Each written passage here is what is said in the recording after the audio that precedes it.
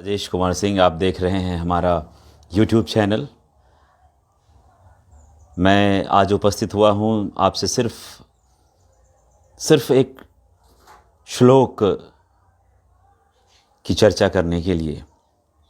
यदि हम सिर्फ उस एक श्लोक को समझ लेंगे तो समझ लीजिए कि हमारी ज़िंदगी निश्चित रूप से गुलजार हो जाएगी।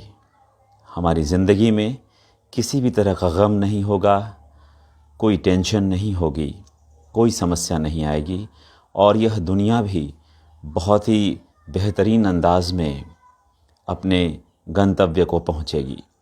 तो मैं आज वो श्लोक लेकर आया हूं और उस श्लोक को संस्कृत में कहते हैं,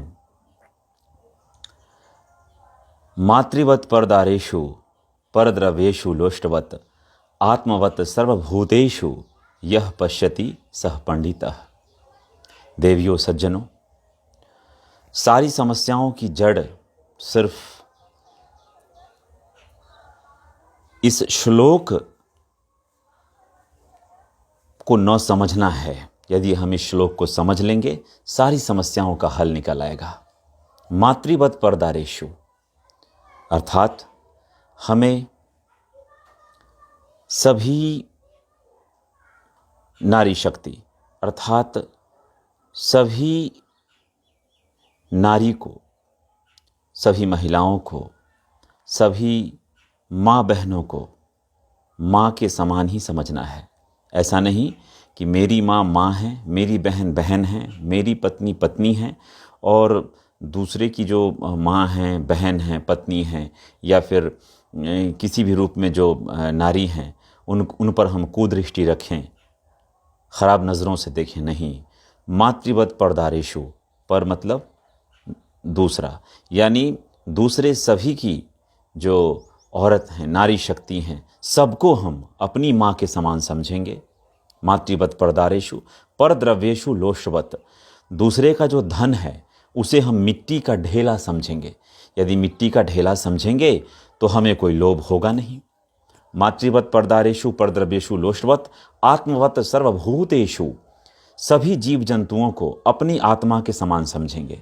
यदि हम चींटी से लेकर हाथी तक को, छोटे से बड़े जानवर से इंसान तक, सभी को यदि हम अपनी आत्मा समान समझेंगे तो हम में कोई भेदभाव नहीं होगा। छोटा बड़ा, ऊंच नीच, जात पात कुछ नहीं होगा। तो हम सभी को अपने समान समझेंगे। तो यदि हम दूसरे की औरत को, दूसरे की माँ बहन को माँ समान समझते हैं, अपनी माँ समान समझते हैं, दूसरे के धन को मिट्टी का ढेला समझते हैं और सभी जीवों को अपनी आत्मा के समान समझते हैं, तो निश्चित रूप से हम पंडित हैं। हम क्या हैं? पंडित हैं। तो फिर हम मिलेंगे आपको किसी दूसरे श्लोक, किसी दूसरे मुद्दे पर। तब तक के लिए दीजिए अनुमति। मैं हूँ राजेश कुमार सिंह, XRJ विविध भारती, और वर्तमान में बिहार सरकार के अंतर्गत शिक्षक हूँ। बहुत बहुत धन्यवाद। आप देखते रहिए सोशल मीडिया प्लेटफॉर्म पर अपने चहेते राजेश कुमार सिंह को। बहुत बहुत धन्यवाद।